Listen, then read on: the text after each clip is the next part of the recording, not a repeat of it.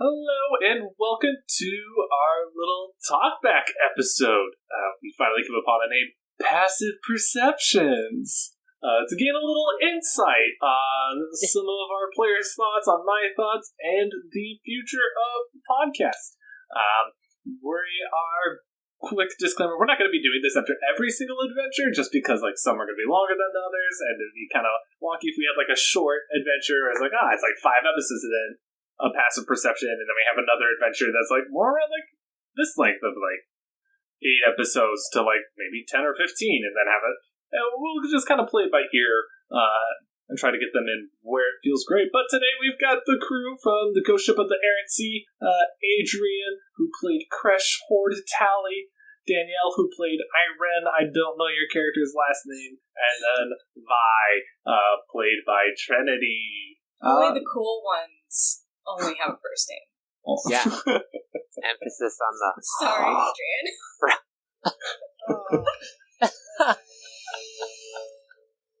Whatever that was. Was that a lawnmower or a motorcycle? I don't know. Or a moped. Place your bets. It sounded like a little, speed bike. Not I like vote a DUI scooter. Crotch rocket. It's a little razor scooter. Yeah. Nero. My brother actually had one of those. It was a lot of fun.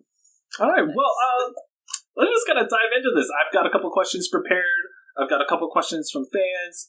Hopefully you guys have some questions. We'll just kind of go through naturally. And hopefully we cover things that you find are interesting. If you were disappointed with the questions we're asking and answering, then submit your own questions for the next one. You could do that through our Instagram, some friends, and a DM, or you can do it on our email, some.friends.andadm, all lowercase, @gmail.com. But the first question... Huh? Where's the Twitter at? I don't know. You got no Twitter? Where's the tweet? I don't have a Twitter. Join the birds in the trees. Twittering. I don't know. I've thought about getting a Twitter for the podcast, but... Gotta get the tweeter. Send him your DMs that you want him to get a Twitter. Thank you. Yeah. Thanks. All right. Well, I think the first and the most natural question to ask you guys is, what do you think your characters are up to now that this adventure come to a close? You guys arrived at Krakenhold. I know beforehand I talked to you guys individually about kind of your character's backstory and a bit of why they're going, things like that. But what do you guys feel like is next for your characters, either as a collective or individually? I'm a collective.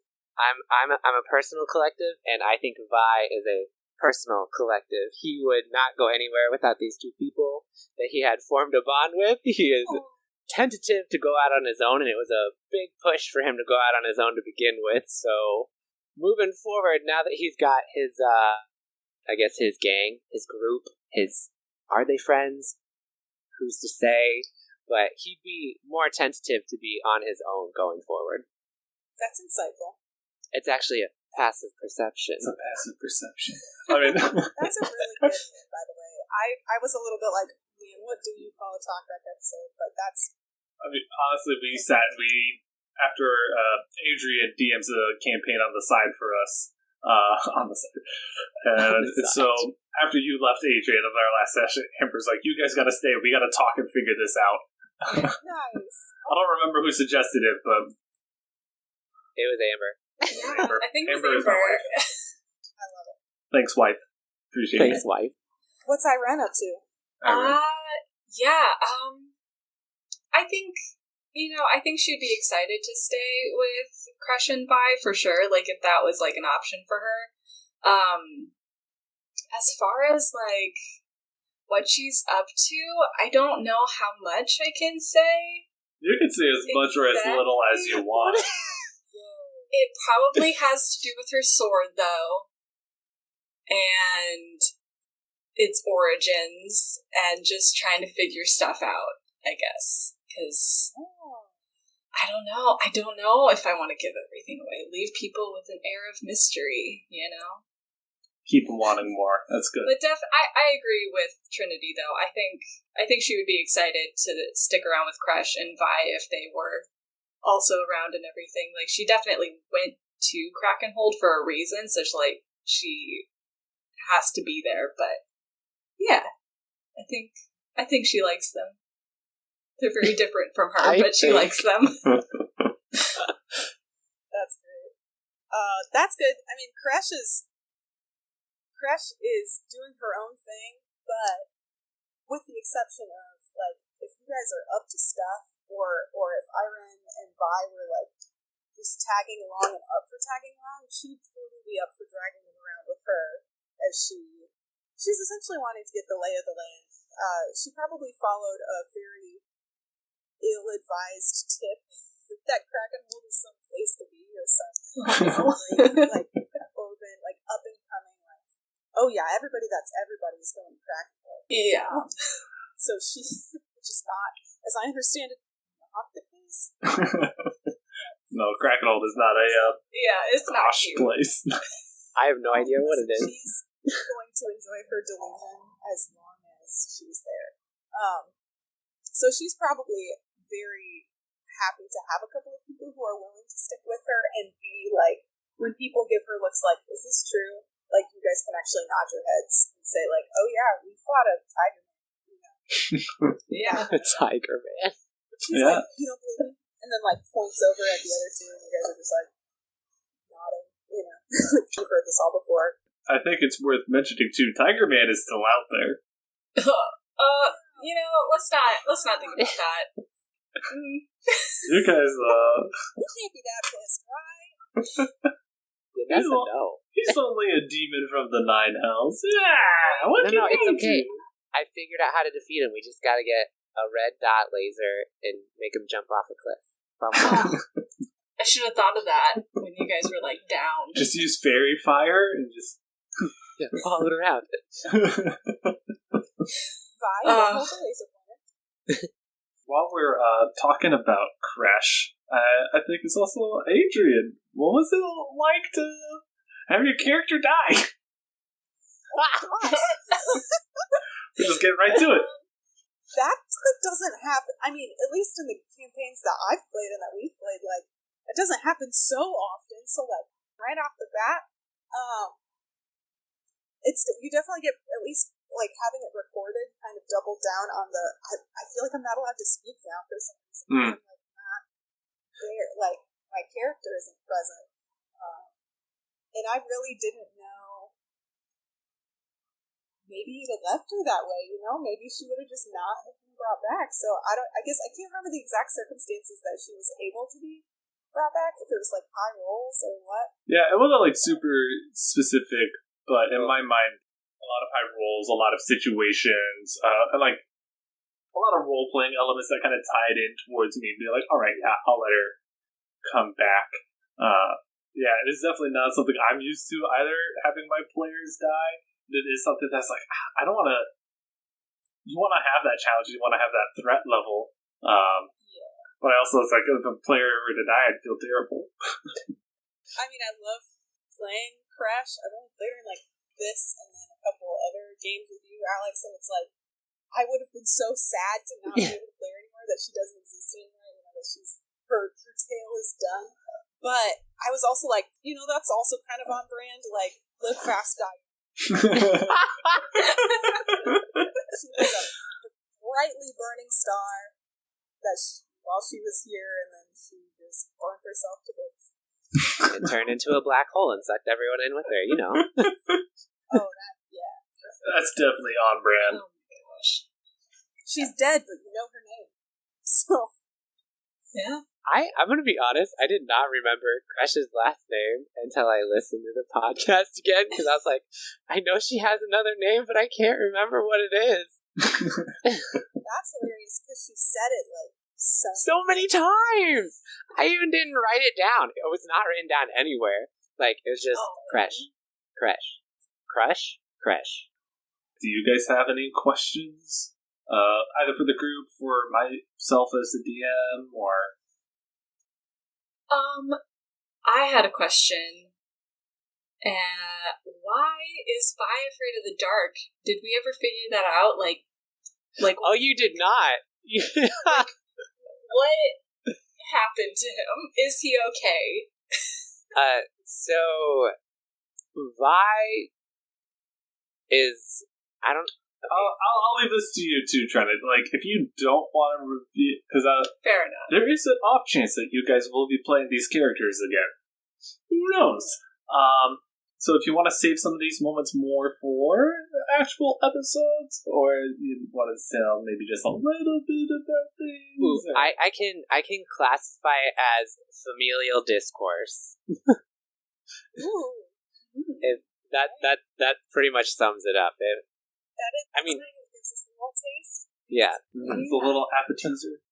Yeah, it's some bone apple tits. What is it like? What? Bone apple teeth. Yeah, that's what it was. That's Toe what tap fleet. One of my all-time favorite memes right there. I think I hate those because it's like you're saying things that make me not want to eat. Like, it's weird that phrase turns into. Exactly. Yeah, but familial discourse will envelop the darkness. I'll follow up on this, and because we got a fan question that kind of relates to it for you, Trinity. It's kind of like, why does your fear of the dark sort of override danger, even though there is light? So I think they didn't mention it, but I think they're specifically thinking about with the whole pirate ship situation when you guys first got there. Even though it was dark, you guys could see the ship. You knew where it was, but you didn't want to turn out your light on your staff. Based on Vi's life experience, there are instances when he had a light and he was like, "Oh, it's cool. I'll just put it out for a while because candles burn out, lights burn out all the time, and then you have no light source." He's like, "I'll put it out." But as soon as he got rid of the light, bad things would happen. So he tries to keep the light on as long as he can. So the darkness is dangerous. Yeah, to him, darkness equals death. Ooh. Or, healthy. Yeah, a healthy dose of fear. Yeah. So it's definitely something that, I mean, I'm sure a psychologist would say it's irrational. Yeah. But Well, and again, I don't want to put it in Vi's case. I don't think it's too in Vi's case, it's not irrational. But like for a normal happened person, to this it's kid? it's like you remember in Lemony Snicket when in the book where they go to their aunt's house and it's hanging off the cliff and she has an irrational fear of realtors. No. It's like that, but not really. That's incredible. That's a callback to like 4th grade for me. Right, I'm getting like flashbacks. See, I remember trying to read those books and be in with everybody, and I read a lot of them, but I don't remember anything that happened in them. Nothing. Oh man, I had to stop reading at like the 6th book because they started making me depressed. Yeah. Oh. The situations were so hopeless. I had to stop. Were you the same way, Danny? Yeah, I was the exact same way, Adrian. I read about 5 or 6 of them about the same as you, and then I was like, I can't deal with this, so I just skipped to the 13th.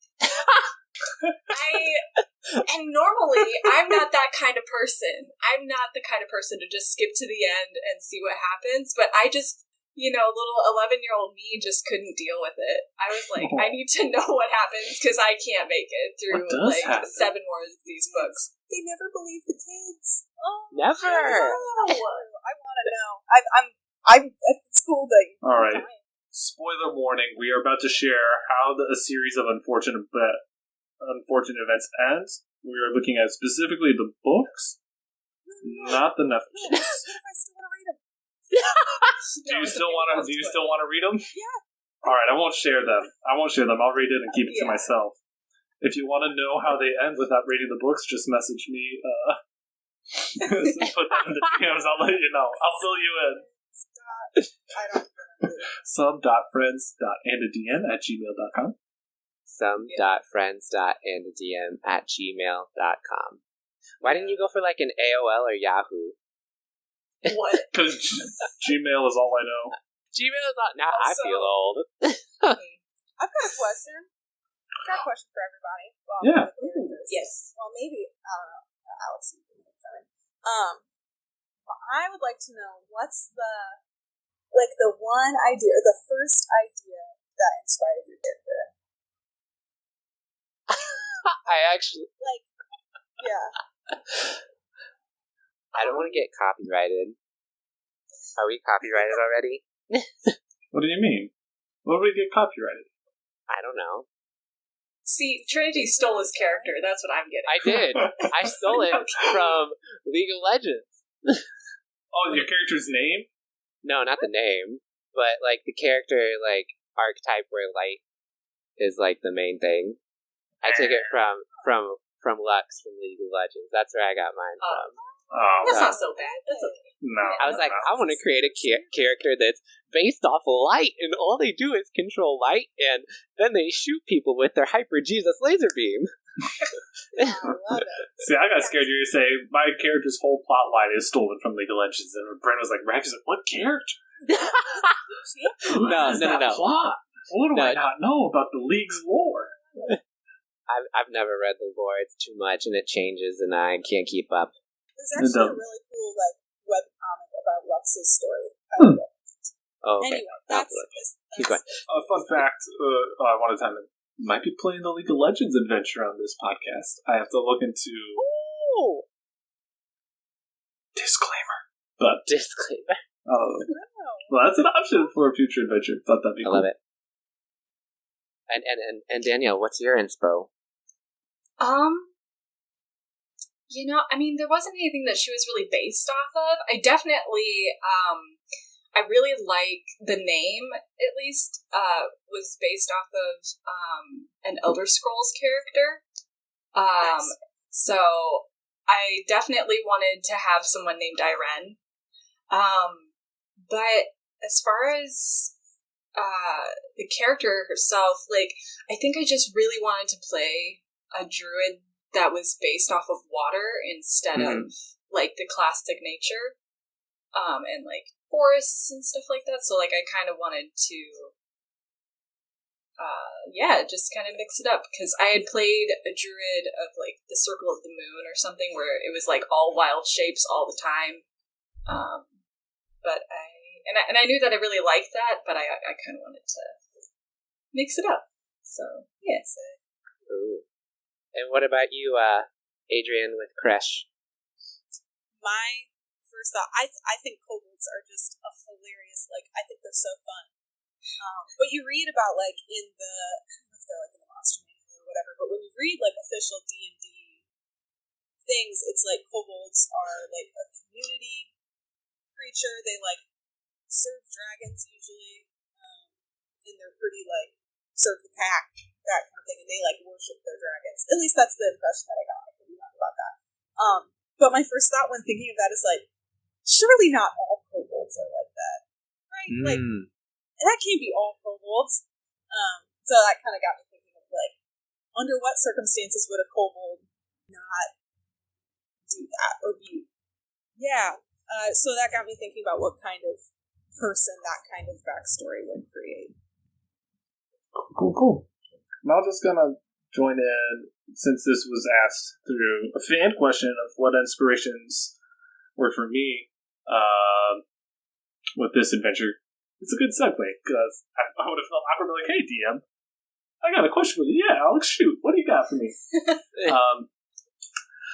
First off, my main big inspiration was just pirates. I wanted to make a pirate adventure. I think when I first started working on this, Ghosts of the Saltmarsh adventure book just came out, and I was like, yeah.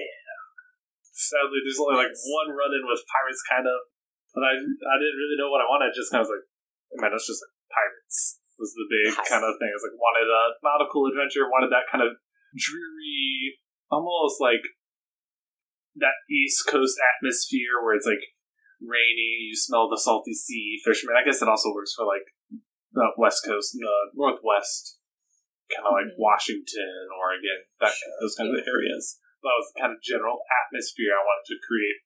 And then I was like, there's actually this really cool app, if you only for Androids, called Pocket Campaigns, where you can like create little like flashcards and things and like stuff for adventures. And so I was just using that to brainstorm, like came up with So Bahatak actually started as the first mate for the ghost ship, not even the captain himself.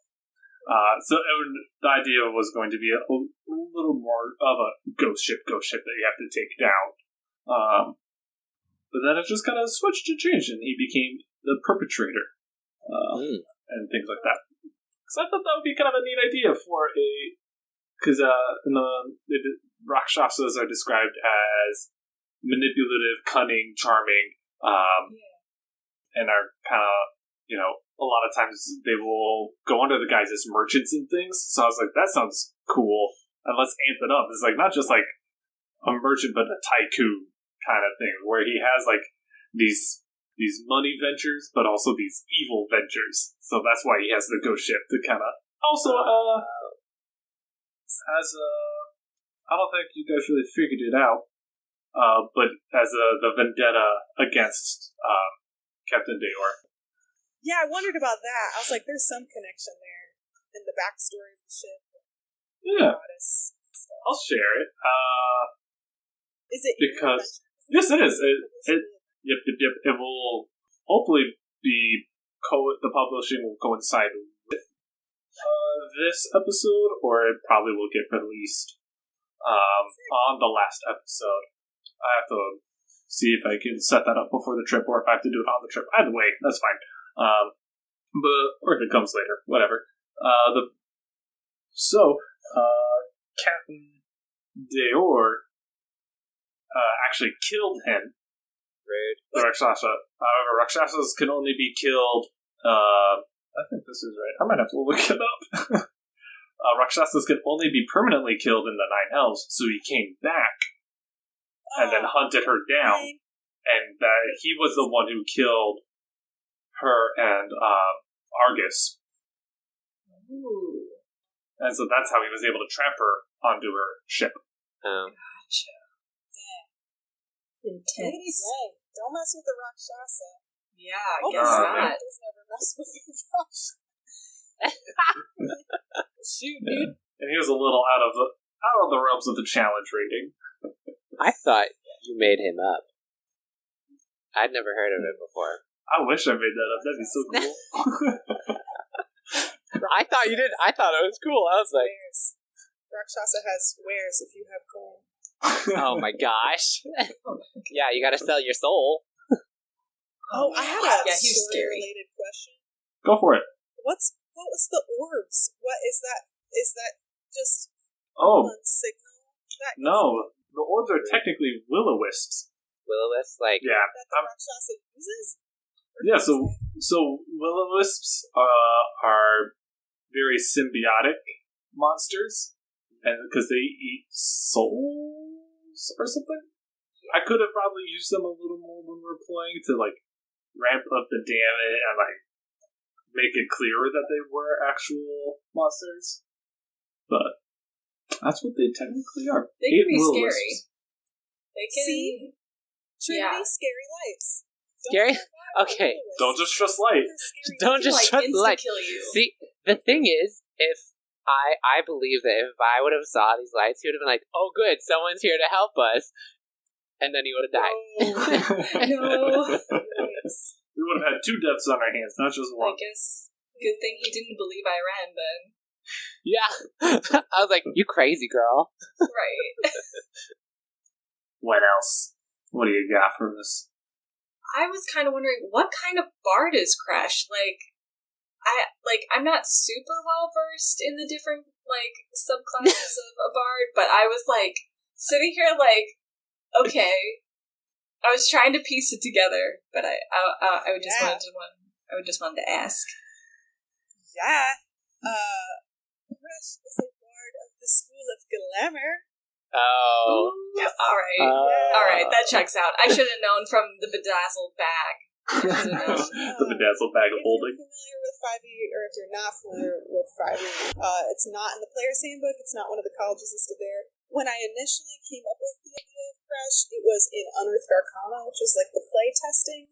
I think it's now in Xanathars? Yeah, it's in one of... that sounds right. Yeah, it's in one of the actual books now, but... I might be using... Well, no.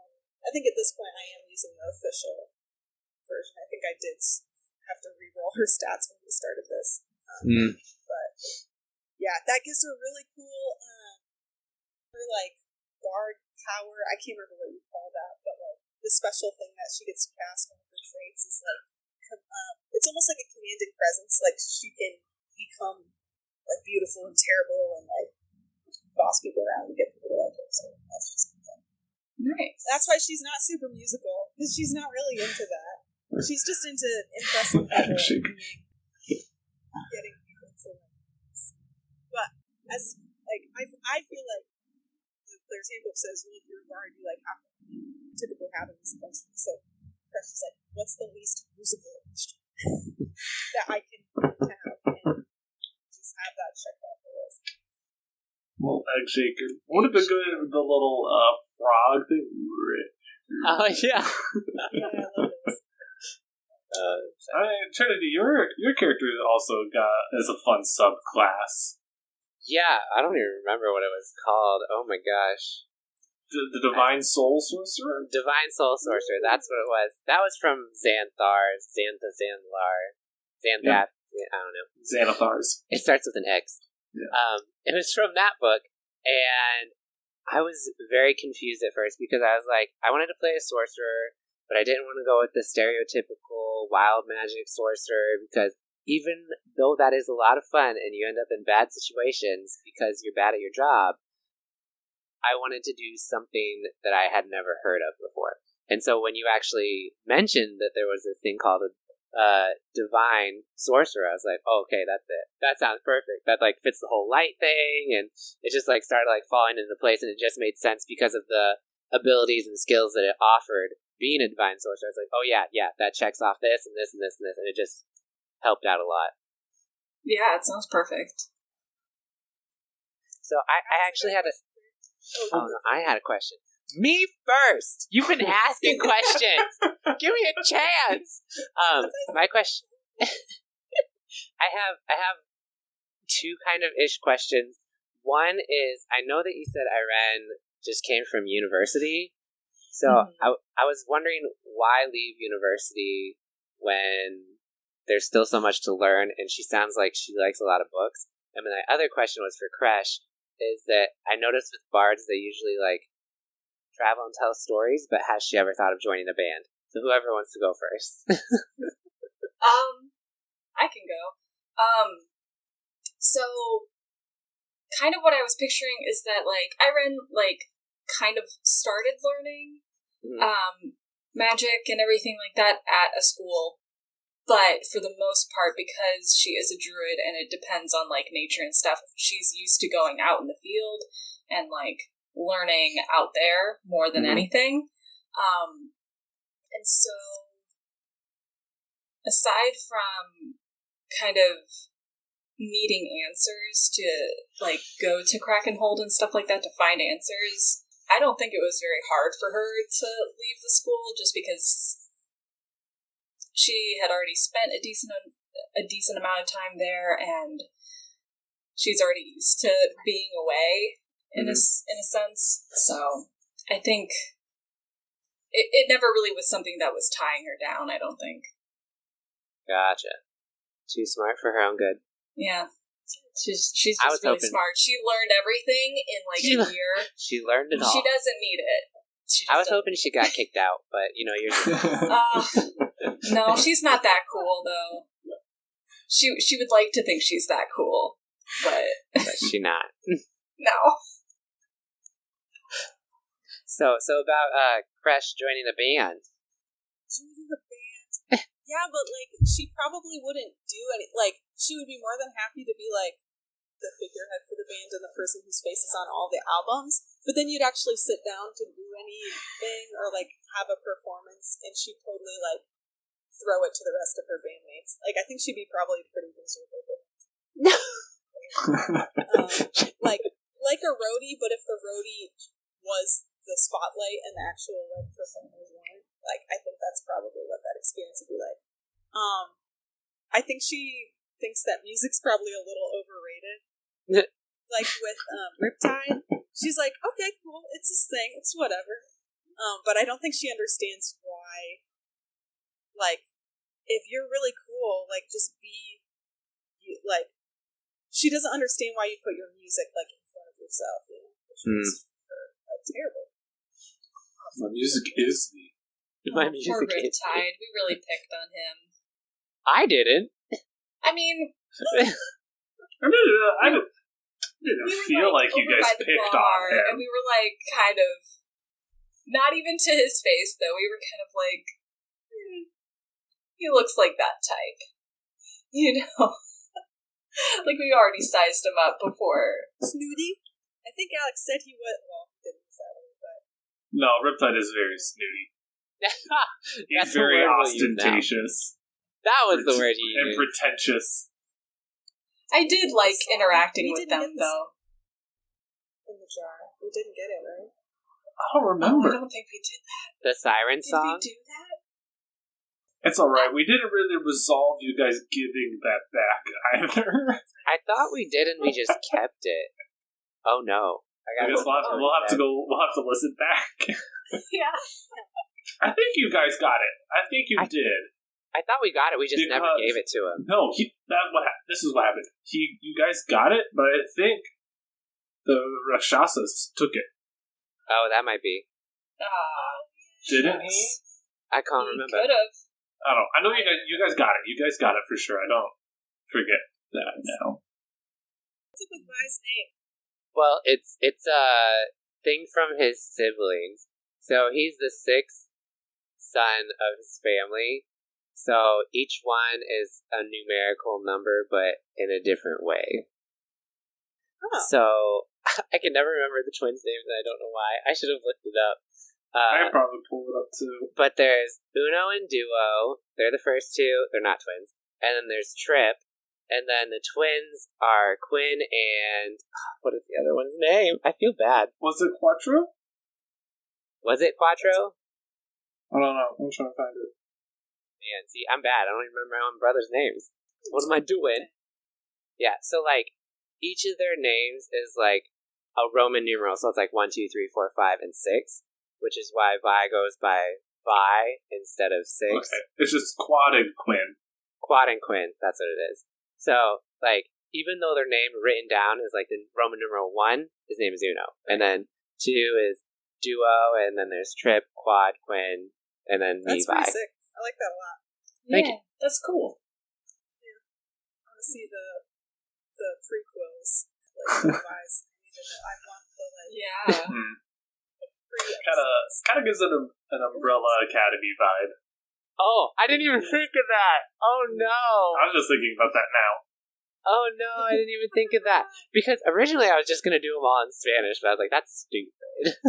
That's like Spanish too is not easy. stupid. Not saying that Spanish is stupid. I love Spanish. But saying that, like, it'd just be like a cop-out type thing to put them all like, uno, dos, tres, cuatro, cinco, seis. Sure. Like, where's the creativity? Snaps for the creativity. No, it's super cool. Thank you. So, I don't know if we covered it, but do either of you guys have siblings? Oh, I'm sure Kresh has, like, kind of like rats, right? Like, I'm sure Kresh is the wild. She does have parents. Like, she has specific parents. But I get it. Just I think she probably does, but if it's not the relationship, is Yeah. this is my plan. Like, Lines kind of blur a bit, probably. they're probably Okay. more like cousins. Like, the whole clan is the family. The whole clan is a family. So you're like orcs for the horde. Lord. Yeah. For the horde. For the Warhammer games, for the WoW. What about Ayrenn? I don't think she has any siblings. What a loser. Yeah, No, I'm just kidding. I mean, Single kids out there, you living your best life. What? you.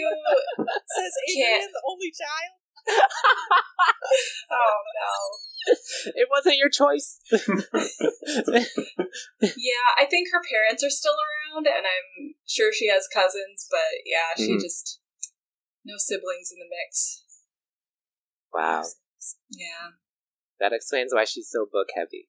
Yeah. Cheer. What about the DMs? The DMs. I do. Because of the absolutely.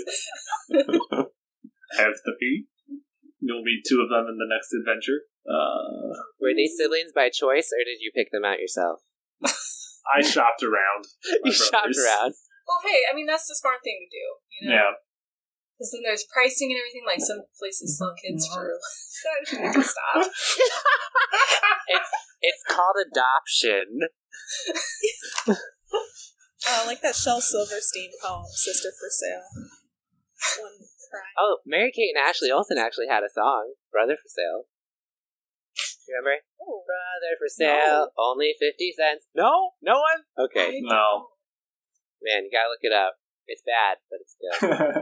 Well, I think we're kind of coming to a good natural stop. Does anyone have a good boss question as our the boss monster question? Trinity was making riffing about it. I thought it sounded good.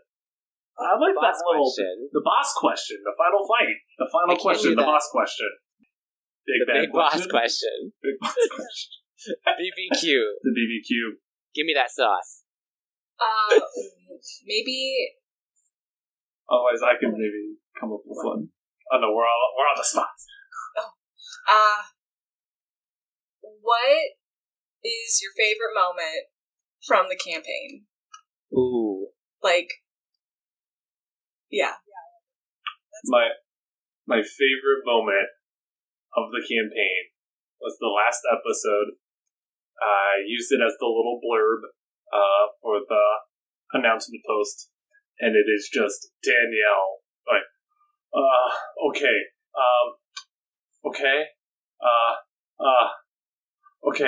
I'm gonna, okay, and it's like a solid 15 seconds. I was panicked. I didn't know what to do. Everyone was like dying or dead. I mean, like, yeah, Trinity was down. Kresh was dead. It was just Danielle left. But it was so funny. And I was editing. And I was like, "What is going on?" And I just listened to it again. I was like, "It's just Danielle. It's only her." She's, okay. All right. Going through all of my notes, I was like going through my spells, everything. I was like, "What do I know about this guy to take him out in like one shot before he one shots me?" You know, I probably cut out some of the ums and okays, or maybe kept them all because I just thought it was so funny. All right. Well, I'm glad I asked this question. That's probably my favorite part too, though. Like, just, I don't know. It's like I was super panicked, but it was also such high intensity, like in that moment that I don't know. It's one of the big reasons why I like playing D&D is for like those moments. So like that and thinking Kresh was going to get cursed by that chest that we found. The one with the spiders. I was convinced that thing was like cursed or something. Scribble, put in more cursed chests and names. No, don't do that. No. I will say that idea for that chest was just a complete rip-off of Critical Role. There's one of their early adventures where they find like a side cave and they find the same armor and like Ford takes it or something. But I was like, I like that idea.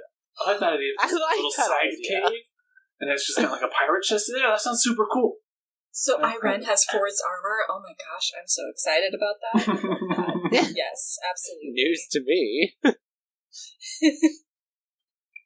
I'd say my favorite part was probably close to the chest, but after the chest, after we had like that first run-in with the spiders. Because, yes, we had fought together before, but this was like just us and the like ship crew wasn't there and there was no one in the way. And it was like, I think the solidifying moment of us like forming this little troop where we're on the same mission, we're doing everything together, and we're in it to the end. And obviously it almost ended, but like that was just like, this is us. We're going to take it. That was my favorite moment because it's very filled with solidarity. Oh man, what was my favorite moment? I'm probably in the moment. Vi saying anything for the first time. The very first thing that Vi said. Oh my gosh, yes. Amazing. I'm like, oh, I understand a lot more of this for just by that. Because he's probably a pretty formidable looking individual. Yeah, that was up there. Yeah, he a big boy. And a disclaimer, in case anyone missed it, I originally tried to go for a Kermit the Frog voice, but it's hard to do inflections with that, so I had to change it. Oh, awesome. Great. Thank you, guys. Thank you, everyone who tuned in. I hope you're all excited for our next little adventure. I'm super excited for it. It is hilarious. I'm so ready. Our next adventure is going to be how to kill dungeon crawlers without really trying. A little spoof on the name for how to succeed in business without really trying. Nice. I like it. So you might be able to make some connections of what that's going to be like. So keep your eyes peeled for that. I actually think it drops next week after this one. So you don't have to wait long. Until next time.